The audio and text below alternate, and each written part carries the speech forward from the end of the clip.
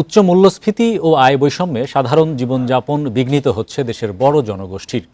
কল্যাণ রাষ্ট্রের ভাবনা থেকে এসব মানুষের ন্যূনতম আয় নিশ্চিতের তাগিদ দিচ্ছেন বিশ্লেষকরা। রোববার রাজধানীর এক হোটেলে সিপিডি আয়োজিত মতবিনিময়ে আলোচকরা বলেন, এমন কর্মসূচি বাস্তবায়নে দুর্নীতি অপচয় রোধ করা গেলে দারিদ্র্য বিমোচন টেকসই হবে। দেশে দারিদ্র্য সীমার নিচে বাস করে ২০% মতো মানুষ।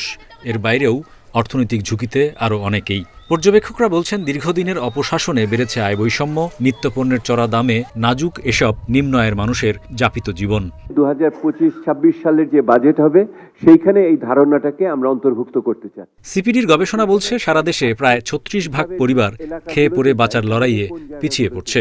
ন্যূনতম নিশ্চিত আয়ে পরিবার প্রতি 4,540 টাকা মাসিক সহায়তা করতে সরকারি বাজেট বরাদ্দ দরকার 75,000 কোটি টাকার বেশি। 11 অতি দরিদ্রপ্রবণ জেলায় এমন কর্মসূচিতে খরচ হবে প্রায় 15,000 কোটি টাকা। যদি আমি রেডিমেড গার্মেন্টসের কথাও বলি, এটাতে যদি একজন যে মিনিমাম ওয়েজটা আছে, যদি পরিবারে যদি 4 জন থাকেন, এটা আমাদের বাংলাদেশেরই আমাদের পভার্টি লাইনের নিচে। এই জায়গা থেকেই কিন্তু আমাদের আসছে যে আমরা এই মিনিমাম গ্যারান্টিড ইনকামটা আমাদের জনগণকে দিতে পারি না। আলোচকরা বলেন, সামাজিক সুরক্ষায় বিচ্ছিন্নভাবে চলমান কর্মসূচিগুলোকে সমন্বিত করতে হবে, দূর করতে হবে রাজনৈতিক প্রভাব ও দুর্নীতি।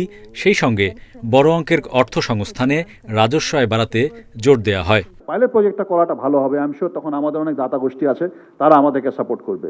বাট টু এনশিওর যে আমাদের ট্যাক্স রেভিনিউ কিন্তু বাড়াতে হবে, কারণ এটা যদি আমরা খালি ওই একদম এক্সট্রিম পড়ে থেকে যাই তাহলে কিন্তু আমরা এগোতে পারবো না। কল্যাণ রাষ্ট্র বিনির্মাণে সর্বজনীন স্বাস্থ্য ও শিক্ষা ব্যবস্থা দারিদ্র্য বিমোচনে বড় ভূমিকা রাখতে পারে বলে মনে করেন এই রাজনীতিবিদ, যেখানে বিতরণের দুর্বলতাও এড়ানো সহজ।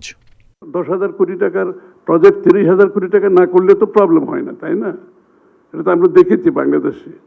আপনি যদি দেশের মানুষকে সার্ভিস দিতে পারেন সত্যিকার অর্থে, তখন আপনি ক্লেম করতে পারবেন যে আপনাকে ট্যাক্স কালেকশনটা আপনি তখন অনেক ইজিয়ার হয়ে যায়। সর্বজনীন ন্যূনতম আয় নিশ্চিতের মতো নীতি বাস্তবায়নে রাজনৈতিক সদিচ্ছা ও ঐকমত্যের ওপরও জোর দেন বক্তারা। Hari Saha, independent news, Dhaka. আদানি সহ 7 বিদ্যুৎ কেন্দ্রের চুক্তি যাচাইয়ে আন্তর্জাতিক আইনি পরামর্শক নিয়োগ দিচ্ছে সরকার। রোববার প্রধান উপদেষ্টার প্রেস উইং থেকে পাঠানো এক বার্তায় এমন তথ্য জানানো হয়েছে। এর আগে এ সংক্রান্ত জাতীয় কমিটি 2009 থেকে 2024 সাল পর্যন্ত সাবেক সরকারের স্বাক্ষরিত আদানি, পায়রা, আশুগঞ্জ, বাঁশখালী সহ 7 বিদ্যুৎ কেন্দ্রের চুক্তি পর্যালোচনায় অন্তর্বর্তী সরকারকে আন্তর্জাতিক আইনি পরামর্শক ও তদন্তকারী নিয়োগের পরামর্শ দেয়। কমিটির মতে, চুক্তিগুলো পূর্ণাঙ্গ বিশ্লেষণ করতে আরও সময় প্রয়োজন। পরামর্শক নিয়োগ দিলে আন্তর্জাতিক সালিসি আইনের সাথে সামঞ্জস্য রেখে পুনরালোচনা বা চুক্তি বাতিল করতে পারবে তারা। এর আগে গত 19 নভেম্বর বিদ্যুৎ সরবরাহ নিয়ে আদানি গ্রুপের সঙ্গে করা সব চুক্তি পুনর্মূল্যায়ন করতে উচ্চ পর্যায়ের অনুসন্ধান কমিটি গঠনের নির্দেশ দেন হাইকোর্ট।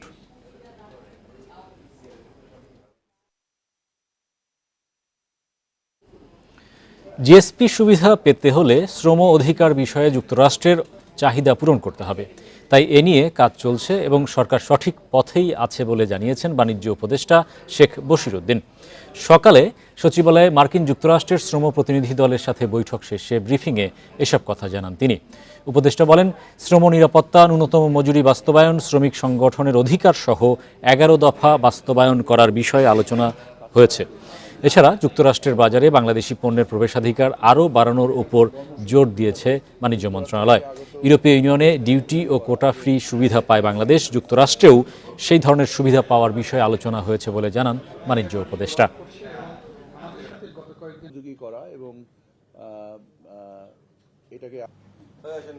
11 দফা যে কর্মসূচি যেটা হয়েছে, এই কর্মসূচিকে বাস্তবায়ন করার ক্ষেত্রে আমরা আজকে বিশদভাবে আলোচনা করলাম এবং এই আলোচনাটা আমার ধারণা খুবই যুক্তিযুক্ত এবং দুজনের অবস্থানকে আমরা তুলে ধরেছি এবং আমরা দুজনের অবস্থানকে উপলব্ধি করি এবং কিভাবে আমরা কত দ্রুত আমরা এই 11 দফা বাস্তবায়ন করতে পারি, এই উদ্দেশ্যে আমাদের আলোচনাটা হয়েছে। চলতি নভেম্বর মাসের প্রথম 22 দিনে দেশের প্রবাসী আয় ছাড়িয়েছে $180 কোটি। গত বছর একই সময়ের চেয়ে যা 25% বেশি। রোববার বাংলাদেশ ব্যাংকের মুখপাত্র হুসনে আরা শিখা বলেন, প্রবাসী আয় বৃদ্ধির ধারা অব্যাহত আছে, তবে আমদানি বিল পরিশোধের ফলে একই সময়ে দেশে বৈদেশিক মুদ্রার গ্রস রিজার্ভ কিছুটা কমে দাঁড়িয়েছে 24.3 বিলিয়ন ডলারে। আর আন্তর্জাতিক মুদ্রা তহবিল IMF-এর হিসাব পদ্ধতি অনুযায়ী দেশের রিজার্ভের পরিমাণ 18.5 বিলিয়ন ডলার। কেন্দ্রীয় ব্যাংক জানিয়েছে, ডিসেম্বরে বিশ্বব্যাংকের দেয়া $1 বিলিয়ন পেলে এবং রেমিটেন্সের প্রভাব বাড়তে শুরু করলে রিজার্ভ বাড়বে। যে ফ্লো আছে সেই অনুযায়ী আমরা অবশ্যই বলতে পারি যে এটা $1800 মিলিয়ন উপরে যাবে। এবং এই ট্রেন্ডের সাথে যদি আমরা একটু কম্পেয়ার করি, গত বছর এই সময়টায় অর্থাৎ 1 থেকে এই 23 নভেম্বর পর্যন্ত গত বছর যে পরিমাণ রেমিটেন্স এসেছিল, এই সময় তার প্রবৃদ্ধি হচ্ছে 25%-এর বেশি। 2 ডেপুটি গভর্নরের পদত্যাগের দাবিতে প্রতিবাদ ও বিক্ষোভ কর্মসূচি পালন করেছেন বাংলাদেশ ব্যাংকের কর্মকর্তারা। দুপুরে কেন্দ্রীয় ব্যাংকের 30 তলা ভবনের সামনে বিগত আওয়ামী লীগ সরকারের আমলে চুক্তিভিত্তিক নিয়োগ পাওয়া 2 ডেপুটি গভর্নর নুরুন নাহার ও হাবিবুর রহমানকে অবিলম্বে পদত্যাগের দাবি জানান তারা। আন্দোলনকারী কর্মকর্তারা বলেন, গেল সরকারের আমলে ব্যাংকের অনেক কর্মকর্তাকে অন্যায্যভাবে বদলি করা হয়েছে। বাংলাদেশ ব্যাংকের যেসব কর্মকর্তা এস আলম সহ বিভিন্ন প্রতিষ্ঠানের দুর্নীতিতে সহযোগিতা করেছে তাদের চিহ্নিত করে আইনের আওতায় আনার দাবিও জানান আন্দোলনকারীরা। বলেন, গেল সরকারের আমলে যাদের চুক্তিভিত্তিক নিয়োগ দেওয়া হয়েছে তাদের সবাইকে পদত্যাগ করতে হবে। আর ডেপুটি 2 গভর্নর পদত্যাগ না করলে অবিলম্বে বৃহত্তর কর্মসূচি ঘোষণার হুঁশিয়ারি দেন আন্দোলনকারী কর্মকর্তারা।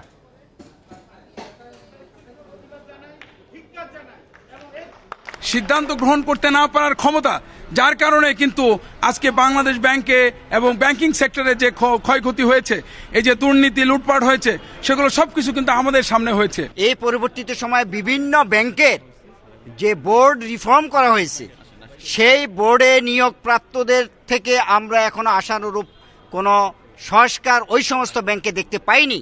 গভর্নমেন্টের যে নিয়োগপ্রাপ্ত ডেপুটি গভর্নর তাদেরকে 24 ঘন্টার মধ্যে অবিলম্বে এই বাংলাদেশ ব্যাংক থেকে চলে যেতে হবে।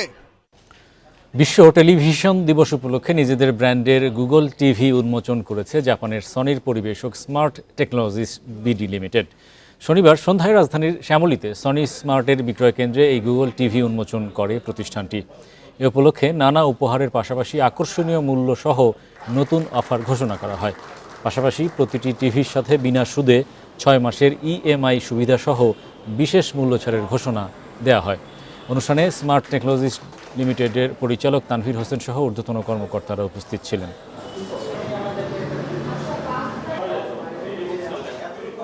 দেশের বাজারে আবারও বাড়ল স্বর্ণের দাম। ভালো মানের বা 22 ক্যারেটের প্রতি ভরি স্বর্ণের দাম 2823 টাকা বাড়িয়েছে বাংলাদেশ জুয়েলার্স অ্যাসোসিয়েশন বাজুস। এতে স্বর্ণের নতুন দাম নির্ধারণ করা হয় 1,42,266 টাকা, যা ছিল 1,39,443 টাকা। শনিবার এক সংবাদ বিজ্ঞপ্তিতে এসব তথ্য জানায় বাজুসের মূল্য নির্ধারণ ও মূল্য পর্যবেক্ষণ স্থায়ী কমিটি। নতুন দাম অনুযায়ী 21 ক্যারেটের প্রতি ভরি স্বর্ণের দাম 1,35,804 টাকা, 18 ক্যারেটের 1,16,395 টাকা এবং সনাতন পদ্ধতির স্বর্ণ 95,645 টাকায় বিক্রি করা হবে। তবে অপরিবর্তিত রাখা হয়েছে রূপার দাম।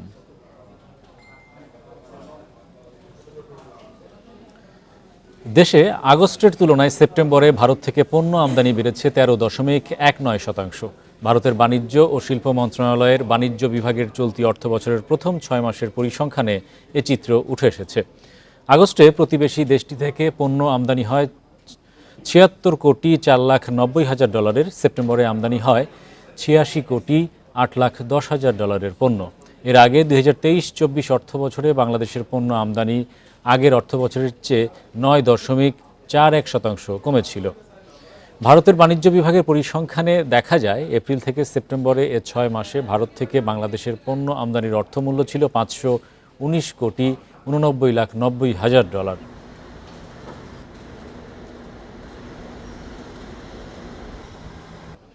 সপ্তাহের প্রথম কার্যদিবসে সূচক কমেছে দেশের 2 শেয়ার বাজারে। এ সময় ডিএসইর প্রধান সূচক কমেছে 51 পয়েন্টের বেশি, আগের দিনের চেয়ে 61 কোটি কমে লেনদেন 302 কোটি টাকার।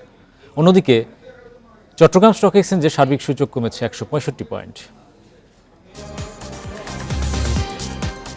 রোববার লেনদেনের শুরু থেকেই নেতিবাচক ডিএসইর প্রধান সূচক। প্রথম 20 মিনিটে সূচক কমে 17 পয়েন্ট। দিন শেষে ডিএসইএক্স সূচক কমেছে 51.01 পয়েন্ট, অবস্থান করছে 5146 পয়েন্টে। ডিএসইতে আজ মোট লেনদেন হয়েছে 302 কোটি 5 লাখ টাকা। আগের দিনের চেয়ে লেনদেন কমেছে 61 কোটি টাকা। হাত বদলে অংশ নেওয়া 392টি কোম্পানি ও মিউচুয়াল ফান্ডের মধ্যে দর বেড়েছে 110টির, কমেছে 228টির এবং অপরিবর্তিত রয়েছে 54টি প্রতিষ্ঠানের শেয়ার দর। সবচেয়ে বেশি লেনদেন হওয়া প্রতিষ্ঠানের তালিকায় প্রথম অবস্থানে আছে এনআরবি ব্যাংক, দ্বিতীয় লাভেলো এবং তৃতীয় অবস্থানে আছে ফাইন ফুডস। শতাংশের দিক থেকে দর বৃদ্ধি তালিকায় প্রথম অবস্থানে আছে শ্যাম্পুর সুগার, দ্বিতীয় ডরিন পাওয়ার এবং তৃতীয় অবস্থানে আছে হামি ইন্ডাস্ট্রিজ। অন্যদিকে চট্টগ্রাম স্টক এক্সচেঞ্জের সার্বিক সূচক কমেছে 165.15 পয়েন্ট, অবস্থান করছে 14,419 পয়েন্টে। লেনদেন হয় 5,77 লাখ টাকার শেয়ার।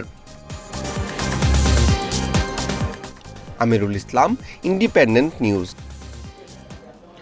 এবারে জানাবো বিশ্বের প্রধান মুদ্রার সাথে টাকার আজকের বিনিময় হার। অপরিবর্তিত যুক্তরাষ্ট্রের ডলারের দর বিনিময় হয়েছে 120 টাকায়, দর কমেছে যুক্তরাজ্যের পাউন্ডের বিনিময় হয়েছে 157 টাকা 92 পয়সায়, ইউরোর দরও কমেছে, বিনিময় হয়েছে 131 টাকা 27 পয়সায়, দর অপরিবর্তিত ভারতীয় রুপির বিনিময় হয়েছে 1 টাকা 45 পয়সায়।